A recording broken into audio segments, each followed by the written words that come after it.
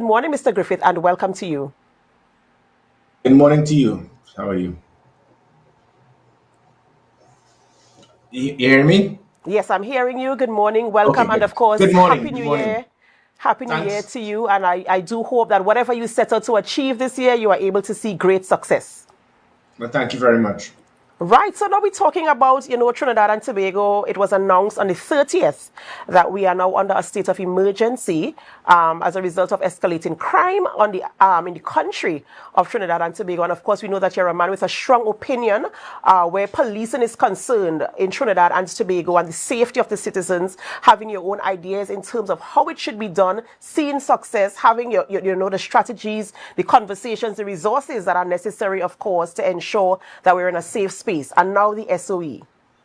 You've been very, very vocal on a lot of matters and on this one as well. So I want to talk about your position where this is concerned. Yeah, sure. Good morning. Happy New Year to all again. Initially, as I said, my initial comment is straightforward. It is unfortunate. Unfortunately, many politicians who have very little or no qualification, training, knowledge, or experience in law enforcement, they make decisions based on the pressure that they will get from the public. And you've seen it. We've seen it in 2011 with the UNC government, and now here in 2024, the end of 2024 with the PNM, under pressure, unable to deal with crime. So you do the knee-jerk approach for a state of emergency. My take on it is that a state of emergency is not a crime-fighting tool. It never would be a crime-fighting tool. It is a knee-jerk approach. It is a plaster on a sore. It is a temporary stopgap measure. It is not going to solve the problem. Having said that, us just continue to complain and criticize the government because they have proclaimed a state of emergency via the president. What we have to do now is to try to get lemonade out of this lemon. Criticizing the PNM and stating that, but they criticized the UNC when they did it. It is all irrelevant right now. I think the focus for us now is to be very mature, to put country first, to see what can be done to ensure that this state of emergency can indeed be of some value towards assisting us with our most fundamental right, which is that of safety and security. There are certain things that need to be put in place to prevent the embarrassment that took place in 2011. I was a national security advisor. I was asked by the Prime Minister at the time. I was actually in Orlando with my family. Now going on Space Mountain, the Prime Minister asked me, but my view was, I said, totally not. It is totally unacceptable. It is not the way to go because you had 9 murders in 5 days. She didn't listen to me. There was a Minister of National Security at the time. They went with it. We saw the end result, 500 persons being arrested and most of them being released. And then the taxpayers had to pay. What is required is to make sure, like for example, we have a hotline to ensure that all law-abiding citizens can actually report any type of activity to the police in a secure area without fear of reprisal, so the police can target the real perpetrators. Two, a similar hotline or online reporting to ensure that the public can report any matter of abuse of authority by the law enforcement officials, which is something that is the norm. I was one of the youngest military officers in the 1990 period during the attempted coup.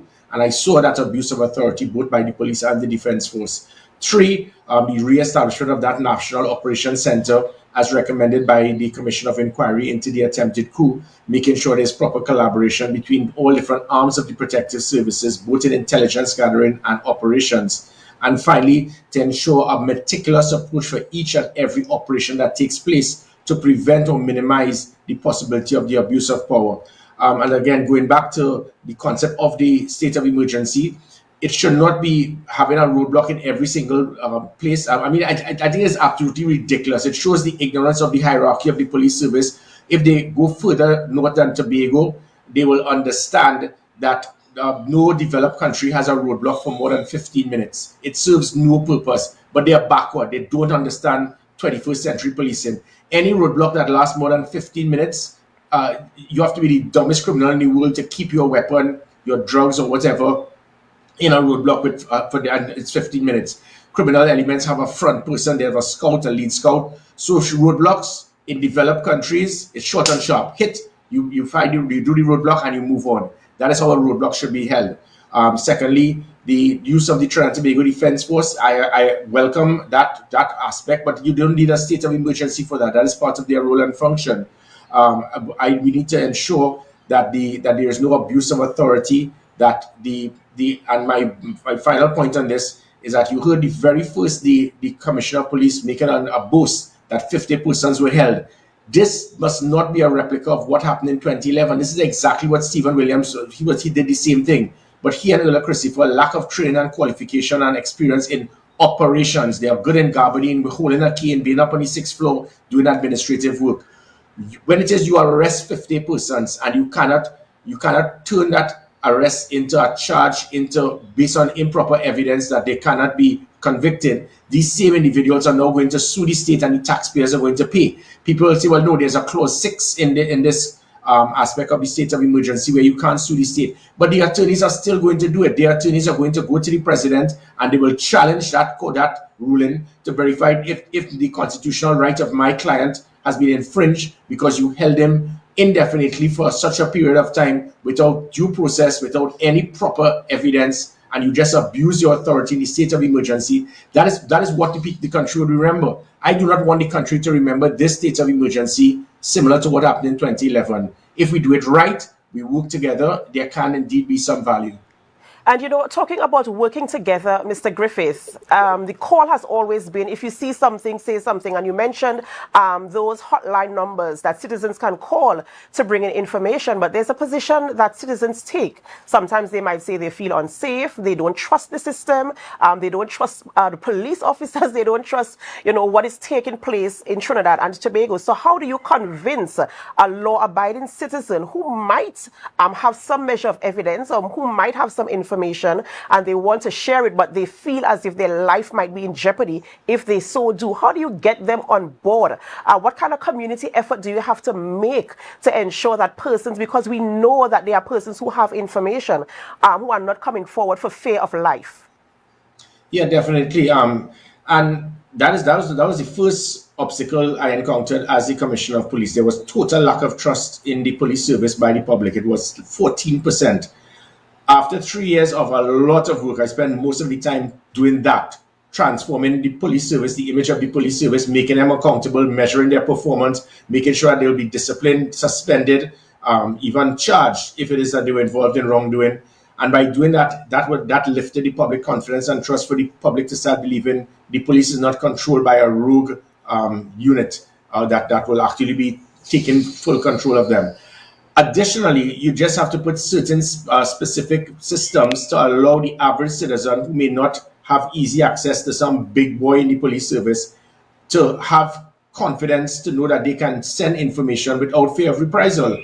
This nonsense we've gone back to, that if somebody's breaking into your home, jumping over your wall, you have to look at for a phone number of the nearest police station with a 7-digit code. That is total madness. We're not in the 1960s. You're supposed to dial 999 and immediately it's supposed to have an immediate response. And within 5 minutes, you have someone come to your home. As it pertains to the information being passed, that is why it is I did that 482, Gary, where it is that allowing persons to come forward and send the information to me directly as the Commissioner of Police. Yes, it caused hundreds and hundreds of calls for me to get every single day. My wife didn't come home last night because she left with some friends. A cat stuck up in a tree. Yes, so I got all of those. But what I got as well was critical information that assisted the law enforcement agencies to utilize that information to be able to target criminal elements. And it's information that the average citizen would not have passed on to a police station or to report it, knowing fully well exactly what you said, fear of reprisal. So I made myself fully accessible to the public. In other words, I said, if you don't trust the police, trust me. And boy, did I get information. And it played a big part towards that last year with me in office, August 2020 to August 2021, 342 murders. It was the highest reduction in violent crime in 17 years. The country felt safe. We were getting information. We were targeting the perpetrators, pegging them back, actually preventing murders from taking place, intercepting vehicles with weapons about to target individuals. So through that direct link to the Commissioner of Police personally, it allowed many persons to give that information. Also, that online reporting ensure that citizens can now go online to send specific to an area without it having to go to a police station where there could be a rogue element or some police officer who's linked to the same person that you're reporting the crime to. And the online reporting, again, provided a strong degree of confidentiality. And those are the things that can and should be done. Unfortunately, old McDonald Jacob and Earl Christopher, both out of bad mind, incompetence, or just pettiness, decided to shut down and dismantle a critical element that played a big part towards allowing the citizens to pass information on. I would strongly recommend that they need to find some avenues like that, which is why I mentioned a specific hotline or online reporting to allow citizens, firstly, to forward information to the police to assist them to target the perpetrators, to make the state of emergency a success, but also an avenue to allow them to report activities of abuse of authority, both by the police and the defense force, if it takes place. And, talking about that, that was going to be my next line of questioning in terms of abuse of authority. The rogue element, just the privileges that they have in the state of emergency, which allows them to enter somebody's home, arrest them, and just do whatever is necessary, I would say, quote unquote, to conduct that that task. What are some of the actions that can be taken thereafter? Let's say, for instance, somebody busts into your home, and they arrest your entire family. They take you down, and then when investigations are done, is either the wrong family, they had no right to do that, or what are the steps that can be taken against the authorities that came into your home, did that to your family, caused trauma to your family, to your household, your grandmother, your auntie, whomever is living there? What steps and actions are taken by the TTPS on those officers who have conducted that particular type of arrest? Well, yeah, you hit it on the head, and that has been my concern. And I'll give you a perfect example of what you just said. Earl Christopher boost, which made a big boost. 50 persons arrested the first day of the state of emergency based on intelligence, and this is a word, intelligence pertaining to criminal activity. Why didn't you do that the day before the state of emergency? So it's one or two things that you didn't do it the day before, but you could do it the day after. One, either laziness or incompetence, because if you had the same amount of intelligence and evidence, you should have arrested them then. Why you have to wait until a SOE is called for you to get up now, dust your blouse, and now go ahead and do the work? No, you should have done it before. So why was it not done? So it's either you were incompetent or lazy not to get it done then, or two, the fact is that there's not enough evidence that allowed her to have done that before the state of emergency, because the state of emergency allows you to hold persons indefinitely based on any the women fancy of the law enforcement person. So you can arrest someone and you don't have enough evidence to be able to say that we know that this is going to hold. So it means that, going back to the same thing, Stephen Williams foolishly arrested over 500 persons and during the state of emergency based on intelligence. It served no purpose. It destroyed public trust and confidence in the police. It allowed many persons to be incarcerated without due process, without just cause, without evidence. There was a lot of profiling that was done, and therein lies the danger of a state of emergency. Every single thing that is done in the state of emergency could be done before the state of emergency if you have the proper evidence and intelligence. So it means that the police can very well now go ahead and be arresting persons without the evidence, and now there's a get out of jail free card by stating under clause 6 in the state of emergency that it means that persons who may be affected, who may be beaten, who may be arrested, their property damage, you cannot sue the state unless it is you have your attorney go to the president and write to the president for the president to consider. That is absolute madness. That's in my view, because what it means now is that your constitutional rights of freedom can be infringed. People can damage your property unlawfully without any just cause, any due process, and there's nothing that you can do for it. Those things can't build public confidence and trust. I left it at 59%, that public confidence and trust, from 14%. In a year, old McDonald Jacob was able to successfully bring it down to 8%. Earl Christopher is going to continue to do more and bring it down even lower. I am asking that the police need to do their work, but make sure that they do not abuse their authority to minimize the possibility of what took place in 2011. Additionally, as I said, the state of emergency, it will allow you to have many operations, to allow you to have many roadblocks. All of this can be done before without a state of emergency. Having excess patrols, bringing in the defense force. You can bring in all 5,000 members of the defense force before state of emergency. That is part of their role and function. So the only thing that a state of emergency can do that cannot be done without a state of emergency is allowing soldier staff powers of arrest, which I think is very dangerous, because not all of them are trained, precepted, and regimental police, so they can abuse their authority, but also holding persons indefinitely and going into homes without a warrant.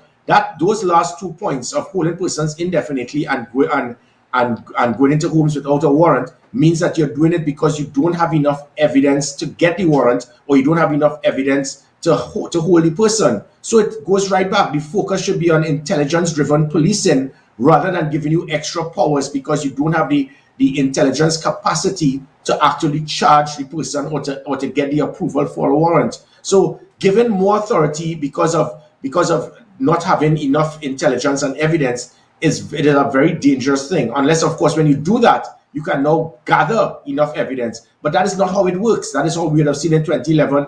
Very little, if any, success you got in successfully arresting criminal elements during the SOE. We must not do it here. But to answer your question in a nutshell, in 5 seconds, there is nothing that you can do based on Clause 6 other than if you report it, you can have your attorney write to the president. But again, this is going to be tested because the court that this ruling is going to be tested because you are now infringing on the constitutional rights of citizens, and then you're giving them no redress other than having to go to the president. I want to talk a little bit about what are some of the things that will lead to a decision for a state of emergency, because here you're saying, of course, it's not necessary at this point in time. Of course, with the escalating crime, we're seeing that the crime level is increasing daily, and your position is we don't need an SOE at this point in time. What are some of the key elements that will cause a decision for an SOE?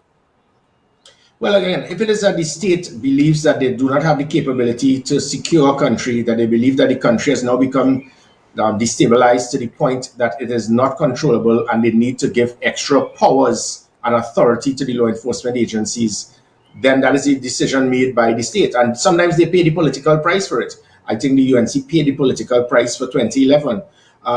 It is unfortunate, but again, unless it is you have individuals who have that capacity to brief, train, and advise the politicians who are mostly civilians, it then comes back and haunts them. For example, with an SOE, so people will call a state of emergency if it is that there's a terrorist attempt, there's a clear and present danger for an assassination attempt of a high-profile person, believe that there's an improvised explosive device that is going to be set somewhere. There's a degree where individuals are going to try to overthrow a country. Those are the things that you will call a state of emergency for. Now, granted, there are other cities. Sometimes you call a SOE if there's a forest fire. But the concept that we have with a state of emergency, it involves giving the law enforcement authorities extra power.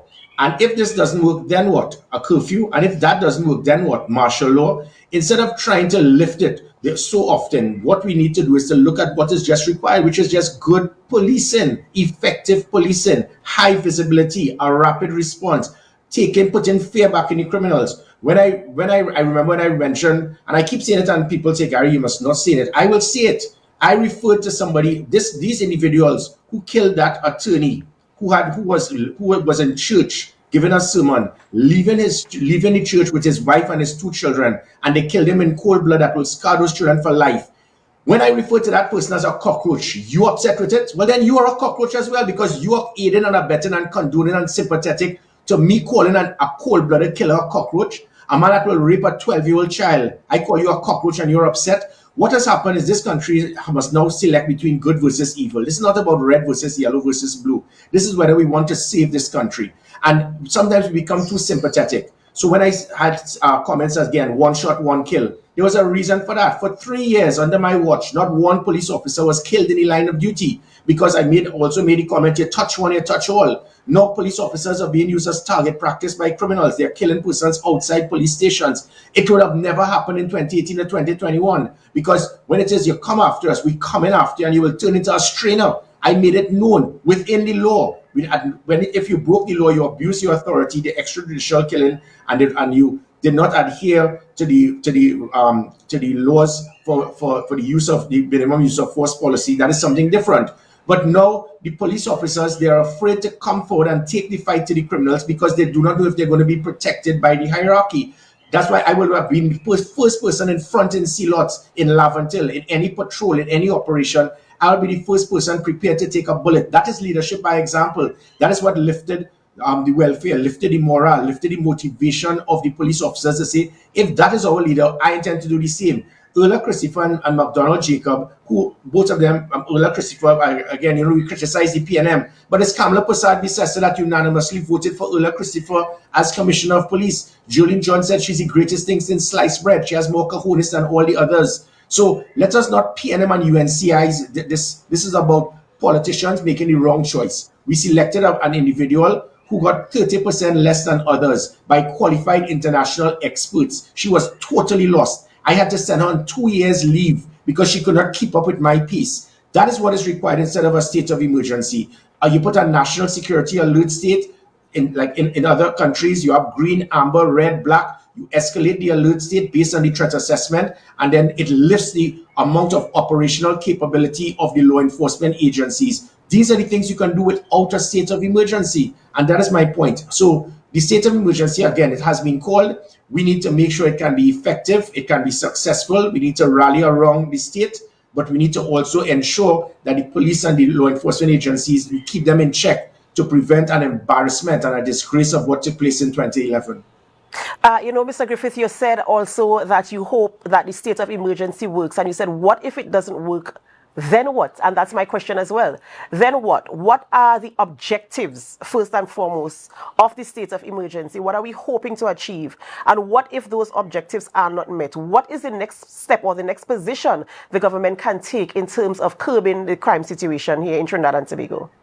Well, again, if crime increases, the state will be left with no choice but to move from a state of emergency to a state of emergency with a curfew. And then if that doesn't work, then what? Martial law to give the army full control? No, and that is my point. Rather than going all the way and keep escalating it to a curfew and all that, that is not what is required.